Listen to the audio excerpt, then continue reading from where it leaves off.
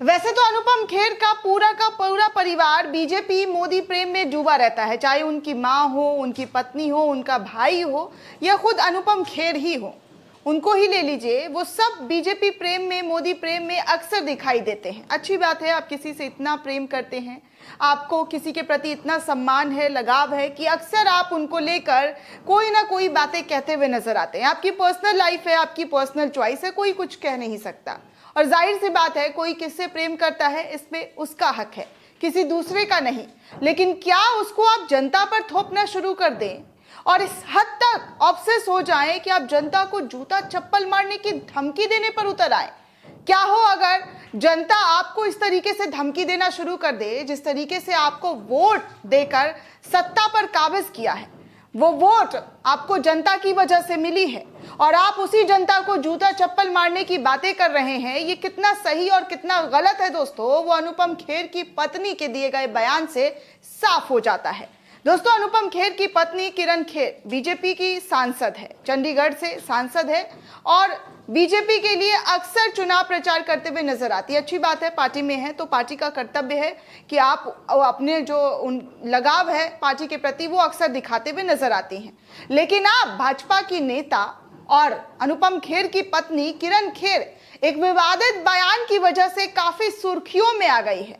उन्होंने ये बयान तब दिया है जब वो शहर के राम दरबार कॉलोनी में बने एक कम्युनिटी सेंटर के उद्घाटन समारोह में पहुंची थी। भाजपा सांसद किरण खेर ने अपने बयान में ये कहा, जी हाँ दोस्तों, हल्ला मोजरा के दीप कॉम्प्लेक्स की पूरी सड़क बनवाई, वहां पानी भर जाता था। जब दीप कॉम्प्लेक्स का एक भी बंदा मुझे वोट ना डाले तो बड़ी लानत की बात है, जाकर जूते फेरने चाहिए, उनको छत्तर बजाने चाहिए। इतने पैसे देकर मैंने उनका काम किया है, लेकिन वो मुझे वोट नहीं देते हैं, तो इस वजह से उनको जाकर लानत है, उनको जूते मारने चाहिए। अगर जो बीजेपी को वोट ना दे उनको जूते से पकड़कर पीट देना चाहिए। इस तरीके की बातें किरण खेर जो है मीडिया से करती हुई नजर आई।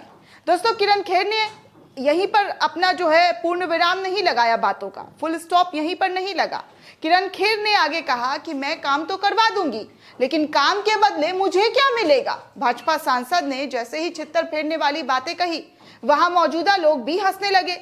इस समारोह में सांसद खेर के साथ शहर के महापौर यानी कि मेयर अनूप गुप्ता और आयुक्त अंदिता मित्रा भी मौजूद थी।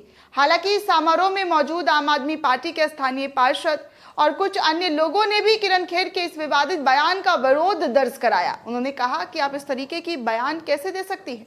जनता का मन है कि वो किसे वोट दे और किसे ना दे, लेकिन आप इस तरीके की बातें क्यों कह सकती हैं और किस लिहाज से कह सकती हैं?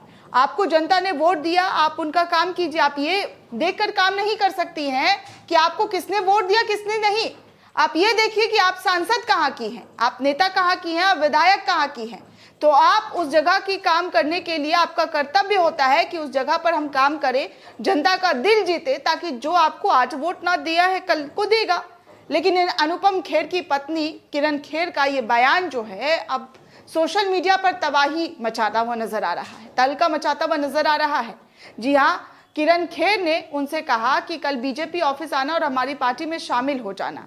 इसके बाद आपकी महिला पार्षद प्रेमलता ने अनुपम खेर की पत्नी किरण खेर की बात का जवाब देना चाहा, लेकिन चंडीगढ़ की सांसद ने उन्हें नीचे बैठने को कहा कि आप नीचे बैठ जाइए, चुप हो जाइए, आपकी बातों को हम नहीं सुनने चाहते हैं। क्योंकि जब उनकी बातों का वो रिएक्ट कर रही थी, कह रही थी कि आपको जनता ने चुना है, आप इस तरीके की विवादित बयान नहीं दे सकती हैं, तो फिर किरण खेर ने उनको चुप करा दिया। राजनीति में आने से पहले दोस्तों, आप सबको याद होगा, किरण खेर फिल्मों में भी काम कर चुकी हैं। पंजाबी फीचर फिल्म से लेकर बॉलीवुड फिल्मों में भी उनका दमदार रोल रहा है। अक्सर जनता ने उन्हें सराहा है, सपोर्ट किया है, प्यार दिया है। फिल्मों के नाम भी आप सभी को याद है कि नहीं है, लेकिन आपको याद दिला दूं दोस्तों कि किस तरीके से पंजाबी फीचर फिल्म आसरा प्यार दा से अपनी फिल्मी करियर की शुरुआत करने वाली किरण खेर ने देवदास, वीर ज़ारा जैसी कई सुपर डुपर बॉलीवुड फिल्मों में काम किया है। और आज वो इस तरीके की बातें, विवादित बातें कहती हुई नजर आ रही हैं, जिसका जनता उन्हें किस तरीके से सोशल मीडिया पर जवाब दे रहा है। वो कुछ ट्वीट्स में आपको दिखा दूं कि कैसे इनकी बातों को सुनकर लोगों के जरिए रिएक्ट किया जा रहा है। सबसे पहले दोस्तों, बोलता हिंदुस्तान की तरफ से किरण खेर के बयानों को ट्वीट करते हुए लिखा गया कि जो बीजेपी को वोट ना डाले उनको जूते मारने चाहिए। किरण खेर जो हैं वो भाजपा से सांसद हैं। इसी खबर को रिट्वीट करते हुए अरुषा राठौर लिखती हैं कि जनता के टैक्स के पैसों पर ऐश करने वाली, पेंशन पाने वाली किरण खेर जनता जनार्दन को जूते मारने चाहिए जैसे अभद्र टिप्पणी करने वाली बीजेपी की सांसद किरण खेर को जनता द्वारा जब जूते पड़ेंगे तब इस मक्कार भाजपा नेत्री को ये बात समझ में आएगी, जनता जूते खाने किसे कहते हैं, जनता का जूता किसे खाया जाता है। इस तरीके से उन्होंने लिखा। आगे देखिए, इसी खबर को रिट्वीट करते हुए विष्णु देव प्रसाद यादव लिखते हैं कि फांसीवाद मिटाओ, लोकतंत्र बचाओ। अब जब चुनाव में भी जूते से वोट लेने की बात एक सांसद बोलती है तो सड़क छाप गुंडा और एक जनप्रतिनिधि में क्या अंतर रहा।